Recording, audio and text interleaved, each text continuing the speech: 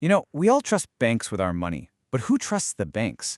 Today, we're going to break down a pretty fascinating study that asks a huge question. Are banks capable of policing each other, or do they actually make the entire system a whole lot riskier? So here's the big question, right? It's the one that keeps regulators and governments up at night. After every single financial crisis, we all ask, how do we make this system safer? But what if the answer wasn't about more rules? What if the system could, at least in theory, regulate itself? Well, that leads us to this really powerful and honestly a pretty elegant idea in finance. It's one that suggests the experts, the banks themselves, are already on the job. It's called the market discipline hypothesis. And the core idea is simple. Banks are in the best possible position to monitor other banks. They have the know-how. And because it's their own money on the line, they have a huge incentive to cut off funding to any other bank that starts acting recklessly. It's supposed to be this perfect, self-correcting system. Okay, so where does all this peer-to-peer policing actually happen? Well, it takes place in a part of the financial world that is absolutely vital, but that most of us never ever see. It all goes down in what's called the interbank market. The easiest way to think about it is like a private super high-speed loan network that's exclusively for banks. They're constantly using it to lend money to and borrow from each other just to manage their day-to-day cash. It's basically the plumbing of the entire financial system. So, in theory, the way this should all play out is incredibly straightforward. Let's say Bank A starts taking on way too much risk. Its peers, the other banks in the interbank market, should be the very first ones to notice. So, what do? They start charging Bank A higher interest, or they might just stop lending to it completely. Suddenly, Bank A is starved for cash, and it's forced to clean up its act. Simple, elegant, and totally self-regulating. And look, the logic here is pretty compelling, right?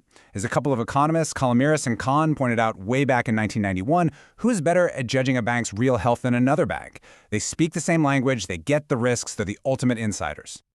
It's a beautiful theory. It really is. But here's the billion-dollar question. Does it actually work in the real world? In the messy, high-stakes reality of the global financial system? Well, it turns out a 2016 study by a researcher named Edgar Demetrio Tovar Garcia found the perfect real-world laboratory to put this entire theory to the ultimate test. The study zeroed in on the Mexican banking system for the 4 years right after the 2008 global financial crisis. Now, this time period is so important. Think about it. The memory of Lehman Brothers collapsing was still fresh in everyone's minds, and Mexico already had its own history of financial crises. You'd expect every single bank to be watching its neighbors like a hawk. If market discipline was ever going to work, it would have to work here, and it would have to work now. So, the researcher crunched all the data from 37 different Mexican banks. He was looking for that one key signal, proof that the safer, better-run banks were getting more funding from their peers.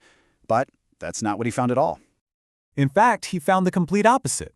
The theory says that the more a bank borrows from other banks, the safer it has to be, right? Because it's passed the smell test from all these other experts. But the real data from Mexico showed something shocking. The banks borrowing more from their peers weren't safer. They were actually riskier. So when we say riskier, what are we actually talking about? Well, for starters, it means these banks had less cash put aside to cover bad loans. It means they had a higher percentage of loans that were already going sour. And ultimately, it means they had a much higher probability of just failing. More borrowing actually meant bigger problems, not better health. This result just completely flips the entire theory on its head. So if the interbank market isn't a place for discipline, then what is it? The study points toward a much, much scarier possibility. It's called the contagion hypothesis, and the idea here is that instead of being a firebreak that contains risk, the interbank market might be the opposite. It might be a super spreader, a channel that efficiently passes financial sickness from one bank to the rest of the system. So, why would that happen? Well, for one thing, this is not a level playing field. Just look at this chart. In Mexico's market, the 7 largest banks, the G7, they controlled a staggering 92% of all the lending. This isn't some diverse network of peers carefully watching each other. It's a highly concentrated system run by just a handful of massive players.